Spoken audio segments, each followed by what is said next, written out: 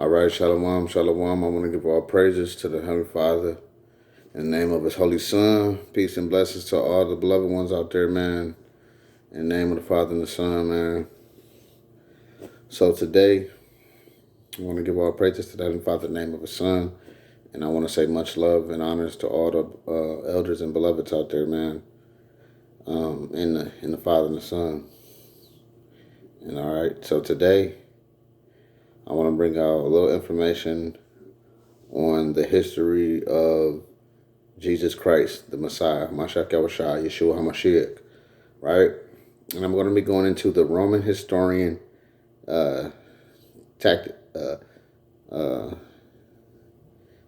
I think that's how you pronounce his name, Tacitus or whatever, right? Roman historian Tacitus referred to Christus and his execution by Pontius Pilate in his Annals, written A.D. 116, book 15, chapter 44. Robert E. Van Voorst states that the very negative tone of Tacitus' comments on Christians make the passage extremely unlikely to have been forged by a Christian scribe, right? So they have history that the Messiah existed and that they actually put him to death. I mean, it's not something that just seemed like it could be far-fetched. I mean, we already have history of, the slaves being hung and crucified on crosses and all that. So, what happened to the slaves, it happened to the Messiah. The Messiah himself said what? The servant is not greater than his master, man. So, the disciples were, some disciples were getting crucified, man. A lot of Christians, they were being destroyed by the Romans. So this is a actual, I think he was like a governor or something. And they had books on this, man, that they actually put him to death, man. Roman historian Tacitus referred to Christus is the Messiah Christ, right? And his execution by Pontius Pilate in his Annals, written C. A.D. 116, book 15, chapter 44. Robert E. Van Voorst states that the very negative tone of the Tacitus comments on Christians makes the passage extremely unlikely to have been forged by a Christian scribe. Right? So they're saying a Christian didn't make this up. All right? This is from a Roman historian. And the Tacitus reference is now widely accepted as an independent confirmation of Jesus' crucifixion. Or crucifixion. Right? Confirmation. So this Roman historian is confirmation that the Messiah was crucified. Let's go to Tacitus. Right.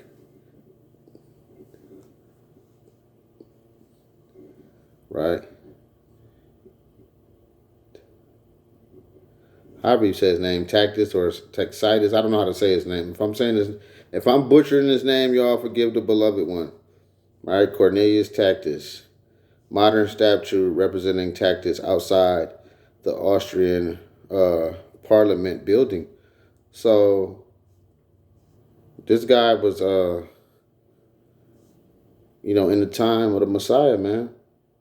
Right after the Messiah died, he was born in 56 A.D., 120 A.D. So around the time of the Messiah, they had records on it. They even have a statue of this guy. Okay. It says Publius Cornelius Tacitus, A.D. 56 to 120, was a Roman historian and politician. Tacitus is widely regarded as one of the greatest Roman historians by modern scholars. He lived in what has been called the Silver Age of Latin literature and has a reputation for the brevity, compactness of his Latin prose, as well as for his penetrating insights into the psychology of power politics. Okay? Now let's go down. It says, Tacitus' works are the chief source next to the Bible and the works of Josephus for providing significant and independent extra-biblical account of the life and crucifixion of Jesus of Nazareth. Right?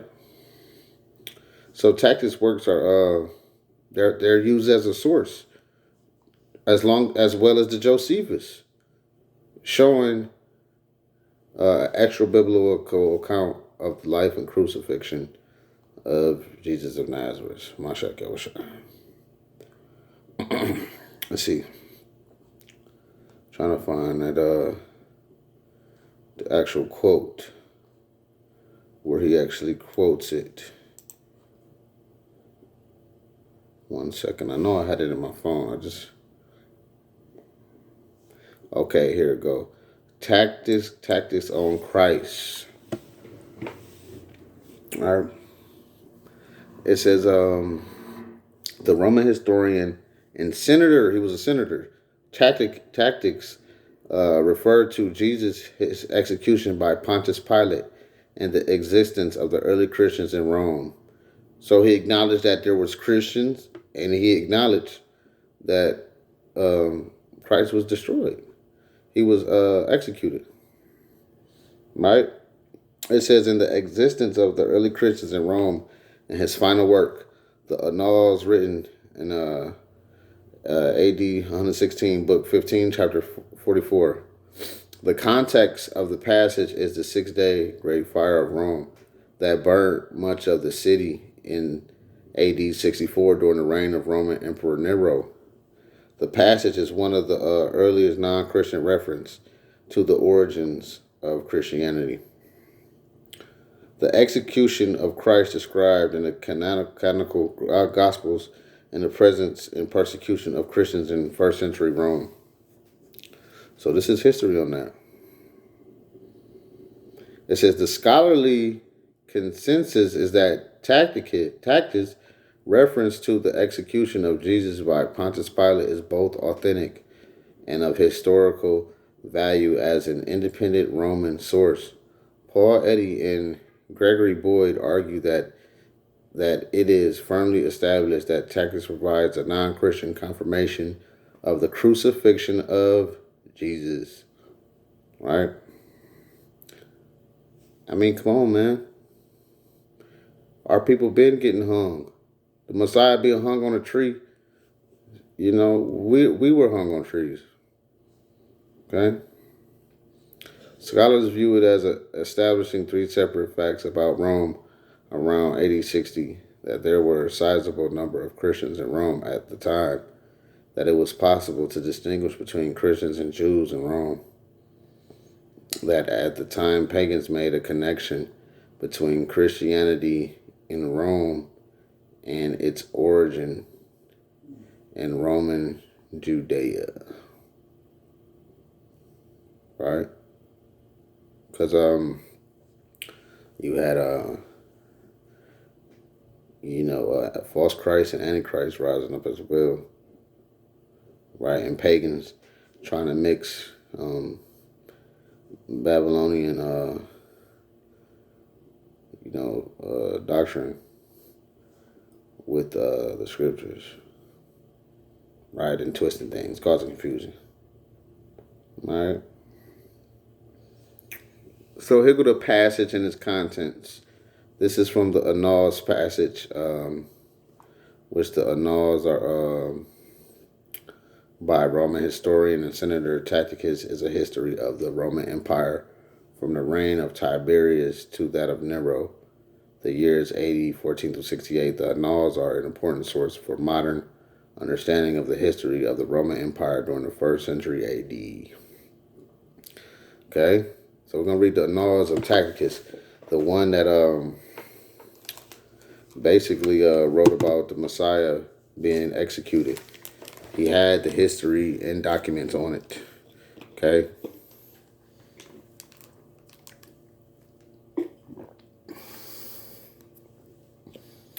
So let's keep going.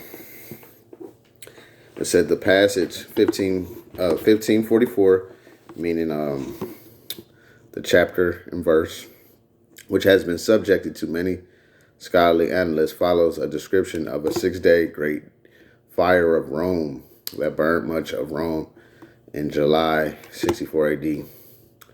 The Greek part of the passage reads as follows, translated from Latin by A.J. Church and W.J.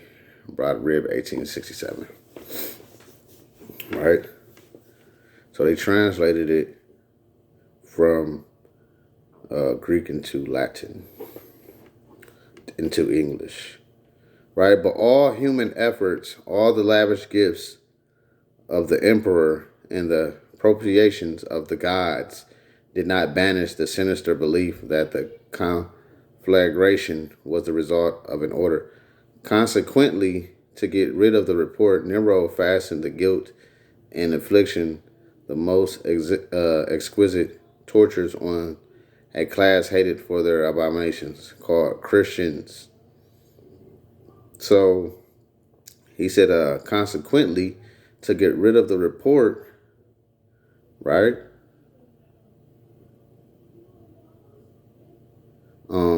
Nero fastened the guilt and inflicted the most exquisite tortures on a class hated for their abomination. So basically, it was a fire in Rome, and Nero blamed the Christians.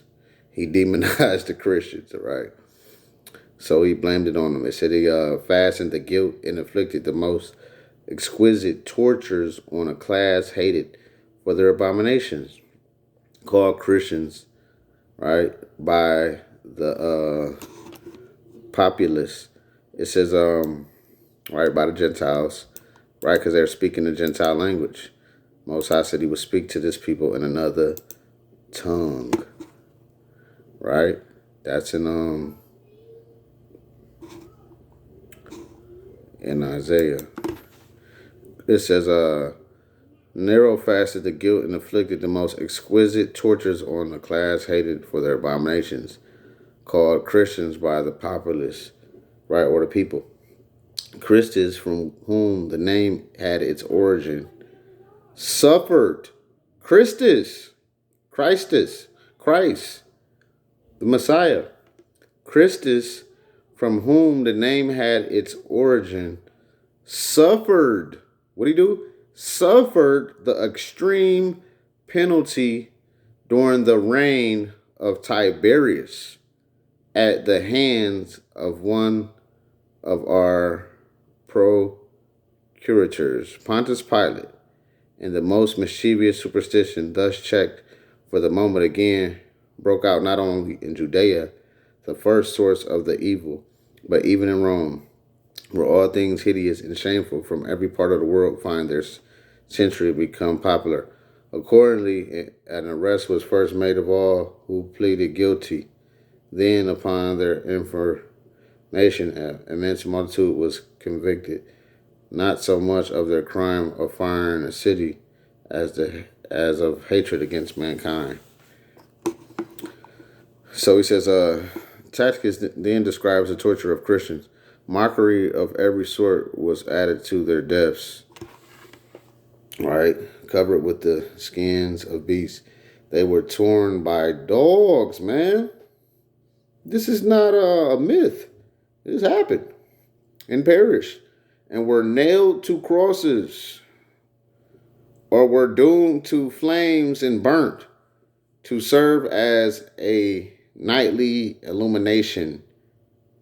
So they would light brothers on fire and nail them to crosses so they can be an illumination for the nighttime. When daylight had expired, Nero offered his gardens for the spectacle and was exhibiting a show in the circus, while he mingled with the people in the dress of a charioteer or stood aloft on a car. Hence, even for criminals who deserve extreme and exemplary punishment, there arose a feeling of compassion, for it was not, as it seemed, for the public good, but to glut one man's cruelty that they were being destroyed.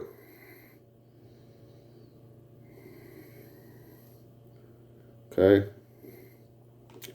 So he makes reference that Christus was executed, man. Okay.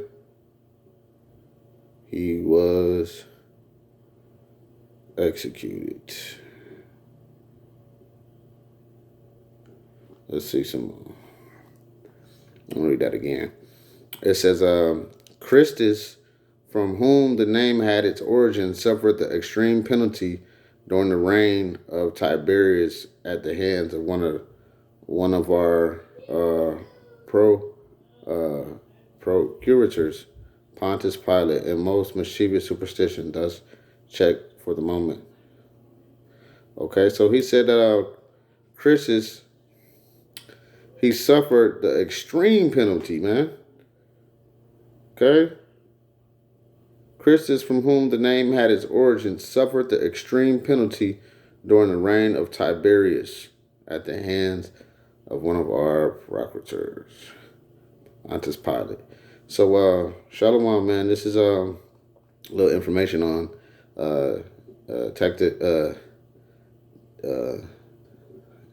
or Tacitus, however you say his name. I don't know how to say his name, y'all. Tacitus, if his name is Tacitus, or Tacitus, or however you say it, Tacitus, right? He spoke about the Messiah being crucified, man. It says Tacitus provides a non-Christian confirmation of the crucifixion of Jesus, man. So, peace.